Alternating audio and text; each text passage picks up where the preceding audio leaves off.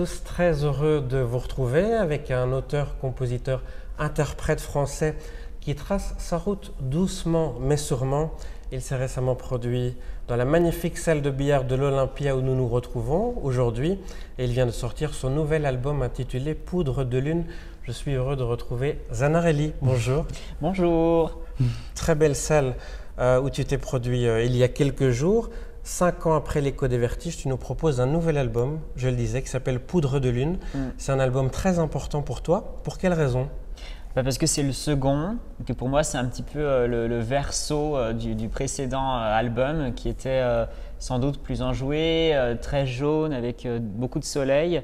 Là il est un petit peu plus taciturne, peut-être plus personnel, avec des sujets plus importants pour moi. Et une nouvelle aventure parce que du coup j'ai découvert Bruxelles en enregistrant cet album à ICP et c'était une belle aventure pour moi d'y aller si souvent et de travailler avec des nouvelles personnes. On y reviendra sur ces aventures belges et bruxelloises. Poudre de lune est un album beaucoup plus sombre que le précédent, tu le disais. Pour quelle raison? Alors, c'est vrai que même, je suis pas certain que le terme sombre soit le plus approprié. Avec plus de relief peut-être le plus alors. intense. Voilà. J'aime beaucoup mes deux projets, mais c'est vrai que le tout dernier est beaucoup plus intense. Je crois que dans les thèmes que j'aborde, que ce soit la solitude, l'amour, l'amitié, la tristesse, j'y vais avec des mots plus francs. Je tourne peut-être un petit peu moins autour du pot. Et donc c'est pour ça, c'est cette intensité-là, je pense. Est-ce que ça te fait du bien de coucher sur papier et puis ensuite de chanter tous ces sentiments qu'on peut tous ressentir à différents moments de nos vies, mais ici tu les partages de façon publique? Bah oui, ça fait du bien parce que c'est pour ça que j'ai décidé du coup de faire très très vite de la musique. J'ai même pas fait d'études, moi j'ai arrêté à 17 ans l'école et puis j'ai fait le conservatoire de Chambéry. Donc tu vois, j'ai vraiment sillonner les scènes avec mon pianiste qui m'accompagne maintenant depuis 13 ans. Donc oui, ça fait du bien d'écrire les chansons avec une instantanée presque fulgurante parce que je ne réfléchis pas pour écrire. C'est assez facile pour moi quand ça surgit comme ça. Et puis après, de les chanter sur scène, eh bien c'est très plaisant parce qu'on vient les offrir aux personnes et on espère qu'ils viendront attraper les messages que l'on essaie de faire passer, leurs propres messages. Parce que moi, par exemple, des fois sur une chanson, je peux parler d'un certain sujet et pour d'autres, ça va parler d'autre chose. Et c'est ça que j'aime bien, c'est cet échange-là d'avis, de souvenirs qu'ils partagent ou avec moi ou pas. Voilà, la propre interprétation de chacun. Sur le titre, la ligne, tu chantes « J'ai vécu le pire ». C'était quoi le pire? Le pire, sans doute, c'est de se retrouver dans un grand désarroi, une grande solitude. Après le premier album, c'est vrai que j'ai vécu une période assez sombre personnellement, parce qu'il y avait beaucoup de choses avec cet album-là que j'attendais, que j'espérais. Et d'un coup, me retrouver comme ça, à ne pas savoir si j'avais envie de poursuivre ou pas, eh bien, c'était très difficile à vivre. Et donc c'est vrai que je crois que, comme je te réponds, voilà, le pire c'est de ne pas savoir ce que l'on a envie de faire dans l'après-midi, quand on se réveille le matin, j'ai envie de dire. Mais c'est vrai que l'envie d'écrire est vite revenue et la première chanson que j'ai composée qui m'a aidé à me relever et retrouver ma puissance, c'est mon énergie, c'est la chanson Océan, où justement je parle de ce sujet-là, je fais un parallèle entre la difficulté de remonter, de retrouver son énergie et d'être dans une tempête sur un bateau, sur un océan. Voilà, c'est un peu la métaphore que j'essaie d'utiliser, que j'ai utilisée. En tout cas, c'est la première chanson qui est née de ce nouveau projet, Océan. Poudre de lune, c'est le titre de l'album, mais c'est aussi le titre d'une des chansons de cet album. Quelle est l'histoire de la chanson Poudre de lune? Alors cette histoire, elle est très particulière parce qu'en fait, l'album, je l'ai appelé Poudre de lune parce que dans beaucoup de chansons de l'album, je parle de la lune.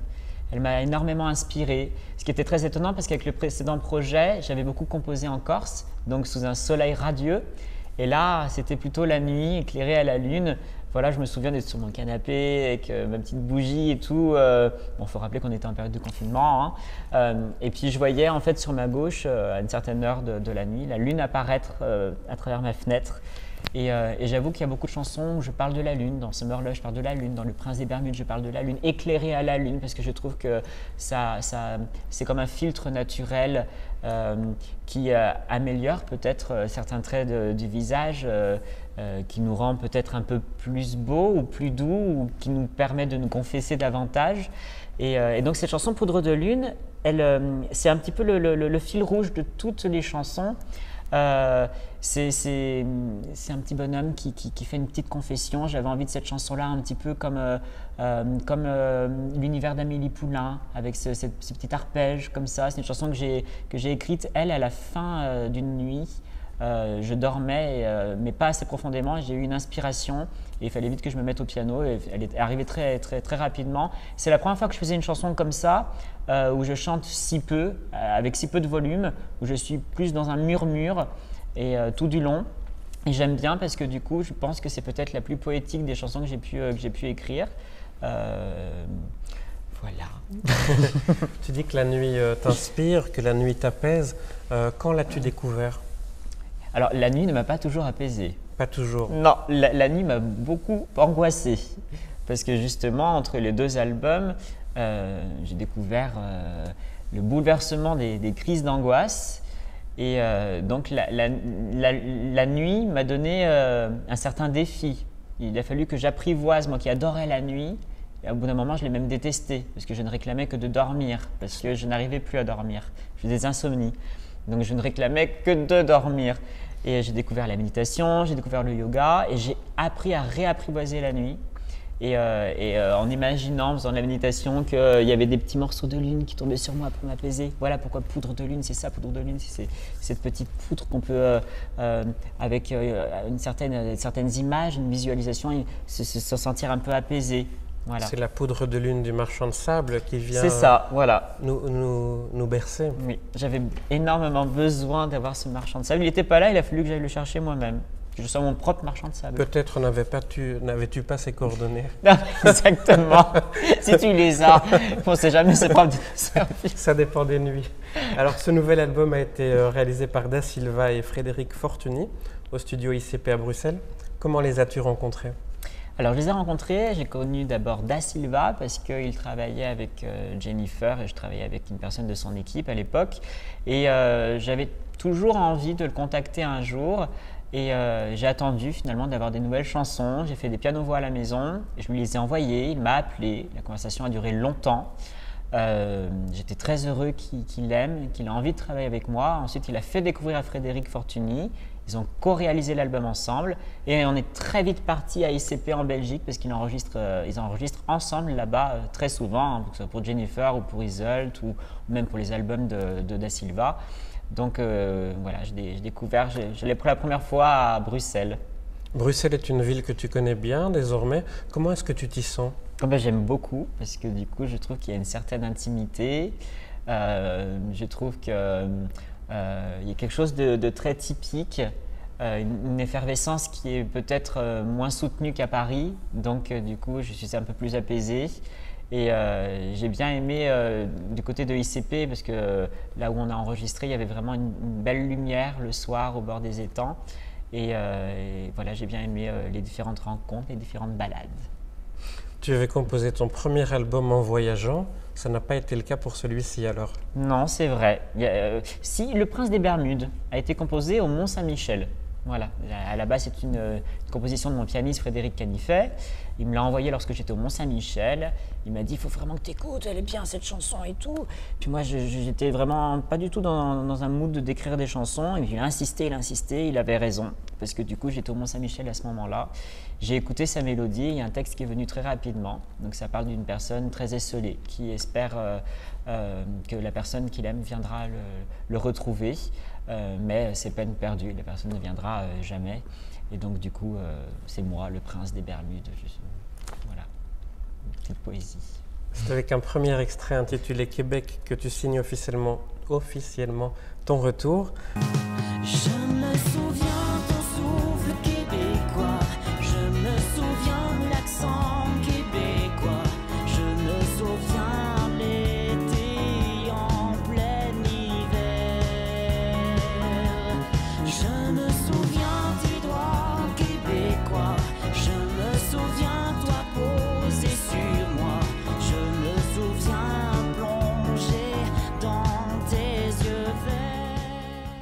tu affectionnes particulièrement cette terre d'accueil. Pour quelles raisons?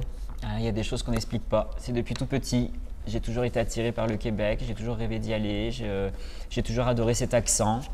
J'ai réalisé ce rêve quand j'avais 30 ans d'y aller pour un voyage. Et puis j'ai écrit la chanson Québec là-bas pendant ce voyage. Et puis j'ai eu très envie d'y retourner, et puis j'ai pas pu parce que ça a été repoussé avec la pandémie. Et puis j'ai pu repartir, on a fait de la promotion du précédent album au Québec, ça a bien fonctionné, on a eu des belles diffusions radio. Et là je me suis dit, bon bah il faut que j'y retourne, mais pas sans rien, je ne reviendrai pas sans rien. Et donc du coup je suis revenu avec un clip, j'ai rencontré une superbe équipe là-bas. Et donc voilà, la boîte qui tourne a réalisé ce nouveau clip avec des drones au bord du lac Blue Sea qui était magnifique, qui fait penser un petit peu au Calan-Cacassie, avec une lumière laiteuse, dans une nature incroyable avec des petits écureuils qui eux appellent, comment ils appellent des petits écureuils? Attends, je ne sais pas si ça va me revenir, bref, ça ne me revient pas. C'est pas grave. Non, ils appellent ça, attends. Je sais plus, c'est des tout petits écureuils, mais ils appellent ça autrement chez eux. J'ai déjà oublié. Bref, j'étais dans une forêt avec des grands arbres, il y a des écureuils partout. Franchement, j'étais dans Blanche-Neige et les 7 Nains. Moi, c'était voilà.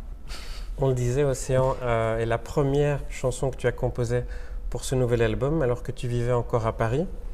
Tu abordes le fait de surmonter des difficultés. Et après, les autres chansons coulaient de source? Après, il y a eu Summer Love qui est arrivé, qui est une histoire d'amour romantique, romancée.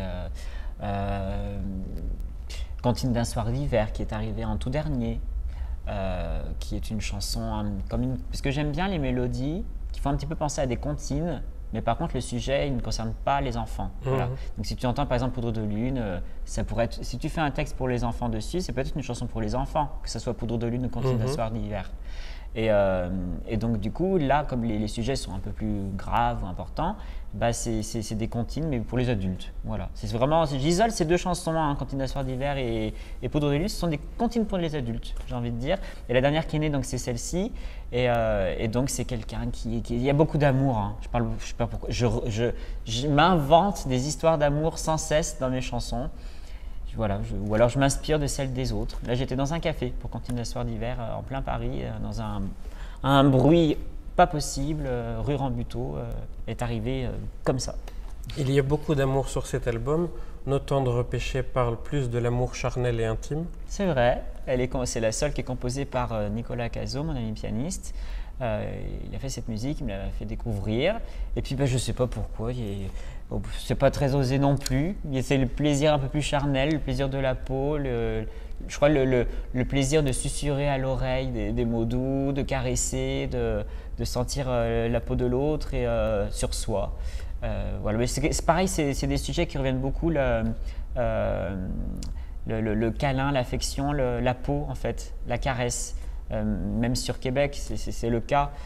Voilà, je trouve que je suis très tactile, donc même que ce soit avec mes amis, par exemple, je ne suis pas du tout hésitant à prendre mes amis dans les bras. Voilà, je n'ai pas cette pudeur-là et je crois que ça se ressent aussi dans mes chansons. Du coup, je suis rempli d'affection et je la partage aisément quand j'aime les personnes, mais quand j'aime pas les gens, par contre, ça se ressent vite du coup. Mais j'hésite pas à sauter autour du cou des gens que j'aime, ça c'est vrai. Ouais. De toute façon, on ne peut pas être quelqu'un d'autre que qui on est. Bon, il y en a qui arrivent. Moi, je ne réussis pas ce pari, mais… Moi, je n'essaye pas. Voilà, j'essaye pas non plus. Alors, par ta couleur musicale, ton univers fait notamment écho à ceux de Françoise Hardy ou de Jane Birkin. Ce sont des personnalités desquelles tu te sens proche? Alors, en fait, c'est au niveau de la couleur du genre musical que Da Silva et Frédéric Fortuny ont voulu s'appuyer au niveau des sons. Hein, c'est plus au niveau des sons plutôt qu'en termes de mélodie ou en termes de texte. C'est vraiment au niveau des sons, c'est-à-dire une couleur avec une certaine manière d'arranger les chansons, notamment les cordes qui sont arrangées par Damien Salençon. C'était cette recherche-là, de retrouver cette ambiance-là de cette époque-là. Moi, j'ai toujours bien aimé effectivement les chansons de Françoise Hardy. Je ne les connais pas toutes, je pense que j'ai encore des choses à découvrir dans son répertoire. Mais en tout cas, les réalisateurs de l'album, c'est un petit peu le but. Quand on va chercher en tant que chanteur un réalisateur, on essaie de lui faire confiance pour nous emmener dans une certaine direction. Et c'est dans cette direction-là qu'il a voulu un petit peu m'emmener. Ta biographie nous dit que tu écoutes avec lucidité tes peurs et tes blessures. Les blessures, on n'en parle pas, elles sont dans les chansons. Et tes peurs, quelles sont-elles? Oh bah les peurs, mais en fait je crois que je les écoute pas trop quand même mes peurs parce que si je les écoutais, je pense que je resterais cloîtré chez moi ou je vivrais dans une maison à la campagne, au bord de la mer, j'en sais rien. Mais j'ai peur de tout, mais je les affronte de manière constante les peurs. Voilà. Un peureux qui se soigne alors. Bon, qui ce soit, donc qui les affronte continuellement. Voilà. Tu es quelqu'un de nostalgique. Ah bah oui, je suis très nostalgique, oui, parce que toutes les chansons parlent d'un désir, d'un futur meilleur, ou bien d'un passé où pas que je regrette, mais où je me remémore des souvenirs agréables, etc. Voilà. Il y a beaucoup de nostalgie, c'est vrai. J'allais demander de quoi es-tu nostalgique? Des bons moments alors. Oui, bah oui. Bah, les mauvais un peu moins, du coup. Et j'ai tendance à les oublier assez facilement. Donc, que ce soit dans les relations ou même dans ce que je peux vivre. Voilà. Mais oui, ce sont des chansons d'amour, donc avec des rythmes un peu de slow, etc. Il n'y a pas de chansons très très pop, donc effectivement, c'est un disque de variété de chansons françaises. Donc, l'amour revient souvent dans ce genre musical-là et je n'y échappe pas. La quête du bonheur est quelque chose qui te touche beaucoup. Pour quelle raison? Je pense que j'ai essayé. J'ai longtemps été dans cette quête du bonheur, en fantasmant un petit peu sur ce que je désirerais vivre. Et puis après, finalement, j'ai appris à me contenter de ce que j'avais, à regarder aussi tout cet amour que j'avais autour de moi par mes amis, mon équipe, tout ça. Et donc, je suis plus trop dans la quête du bonheur. J'essaie de vivre chaque instant intensément. J'ai beaucoup de chance de vivre de mon métier, de faire un deuxième album. J'espère en faire un troisième. J'ai beaucoup de chance. Je crois que donc du coup, voilà, je savoure l'instant présent. Je crois que c'est un petit peu mon leitmotiv de vivre ainsi. Tu es né en Isère. Quel souvenir gardes-tu de ton enfance? J'avais l'impression que Paris était au bout du monde, parce que du coup, je vivais dans un tout petit village dans le Nord Isère, et on appelle ça les terres froides. C'est vraiment pas très très chaud du coup. Je me sentais assez isolé, j'étais pas très très bien en campagne, c'était pas trop mon truc, parce que tout le monde se connaît, tout le monde se reconnaît. J'aimais pas trop. J'aimais pas trop qu'on me regarde, j'aimais pas trop qu'on parlait à des inconnus, tout ça. Donc du coup, ici, il y a un effet de masse qui fait que du coup, ça me va bien cet anonymat-là, d'être dans une ville où on croise jamais les mêmes personnes et si on voit des gens, c'est parce qu'on l'a décidé. Voilà. Mais les souvenirs de mon enfance dans l'Isère, la connexion avec la nature, évidemment. Les moments partagés avec ma sœur, ma grand-mère et ma mère, qui sont les trois femmes de ma vie, effectivement, à 3 âges différents et qui ont été toutes les trois comme des petites mamans pour moi. J'ai été très chouchoutée, voire trop chouchoutée. Donc ça a été vraiment très difficile de vivre à Paris et d'être autonome et de me suffire à moi-même et de trouver moi-même des solutions pour affronter le monde qui m'arrivait comme ça d'un coup dans une grande ville comme Paris. Parce que j'étais un peu couvé, donc il a fallu que je sorte de ma coquille. De l'enfance, on passe à l'adolescence. À 12 ans, tu as chanté devant Sœur Emmanuelle. C'est un moment qui t'a particulièrement marqué. Pour quelle raison? Parce que je ne connaissais pas la puissance de cette personne-là avant. Je ne connaissais pas sa réputation. Et quand on m'a proposé de chanter pour elle, j'ai découvert cette personne, une petite grand-mère, qui aurait pu être ma grand-mère. Et puis moi j'avais 12 ans et puis je chantais Ce qu'il suffisait d'aimer de Céline Dion. Elle ne connaissait pas la chanson. Elle m'a pris dans ses bras et puis elle m'a dit à l'oreille chante et souris. Et puis je sais pas, ça m'a fait un petit peu comme un effet d'une petite fée qui s'était posée un petit peu dans mes pensées. Et c'est vrai que quand j'ai tendance un petit peu à me plaindre, je repense à elle parce que c'est vrai qu'elle avait beaucoup de courage, beaucoup de ténacité, une grande ferveur et une grande générosité et une grande quiétude et un grand partage. Elle disait vraiment ce qu'elle pensait, tout haut. Elle avait beaucoup d'humour. Et donc voilà, je trouve que c'était un bel exemple. C'était une belle rencontre à 12 ans, une grand-mère comme ça, qui se posait sur mon épaule comme une petite fée. Voilà. Je l'ai vécu un petit peu comme ça à l'âge de 12 ans. Voilà. Comme une petite fée. Peut-être a-t-elle aussi dispersé de la poudre de lune ou un autre type de poudre magique au-dessus de toi pour dessiner le parcours que tu construis. Hervé Villard t'a encouragé à tes débuts. C'est vrai. Nicoletta apprécie beaucoup ce que tu fais et t'apprécie beaucoup. Tu as fait la première partie de Julie Pietri aussi. Ils sont importants pour toi, ces soutiens, ces marques de sympathie? Oui, c'est vrai qu'Hervé Villard, c'est très particulier parce que moi, ma maman aime beaucoup Hervé Villard. Elle lisait ses livres. Je crois que ce sont les seuls livres d'ailleurs que ma maman a lus parce que c'est pas une grande lectrice. Et elle me racontait quand j'étais petit son histoire, son enfance, parce que du coup il avait fait des livres sur son enfance. Et j'étais toujours un petit peu, moi je m'imaginais un petit peu Montmartre à cette époque-là, les difficultés qu'il a affrontées, tout ça. Enfin, j'étais assez impressionné par son histoire. Et quand on s'est écrit sur un réseau social, je ne pensais pas qu'il allait me répondre. Il habitait à côté de chez mon pianiste à l'époque, en Auvergne. Et il a accepté de venir à mon concert. Il a eu des très gentils mots. Et c'est vrai que c'est quelqu'un qui a eu une carrière incroyable. Moi, j'aurais aimé connaître cette époque-là, cette époque musicale-là. Voilà, j'aurais aimé la connaître, ne serait-ce qu'une ou deux journées, me plonger dans cette époque-là. Et puis après, il y a eu certains hasards en fait, de rencontres pour des premières parties. Julie Pietri, c'était un hasard. Christophe Willem, c'était un hasard. Et puis Nicoletta, c'était le hasard d'une émission. Voilà, effectivement. Et il a pu dire publiquement tout le bien qu'elle pensait de toi et de ton univers. C'était assez touchant. Après Québec, c'est la fin des vacances, ton nouveau single. Tu vois, c'est déjà la fin des vacances. Me laisseras-tu une dernière chance pour embrasser ton corps dans n'importe quel trésor, le temps d'écrire. C'est l'histoire de deux personnes qui se rencontrent pendant des vacances et la fin arrive, il va falloir se séparer. Donc peut-être que cette chanson peut servir un peu, comme elle sort avant les vacances, de leçon pour que les personnes n'arrêtent pas là leur rencontre et aillent un petit peu plus loin. Voilà. C'est une chanson un petit peu plus pop, destinée effectivement en radio, qui est proposée aujourd'hui. Ça nous rappelle à toutes et à tous certains souvenirs et ça invite d'autres à ne pas hésiter à aller vers ces amours de vacances qui existent et qui sont inoubliables bien souvent. J'étais ravi de te retrouver. Moi aussi, Nicolas. Et de partager ce beau moment avec toi.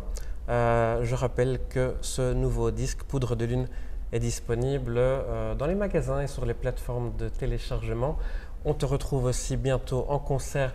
Toutes les dates sont sur zanarelli.com. À bientôt alors sur scène pour t'applaudir. Merci à vous de nous suivre. À bientôt. Merci, à bientôt.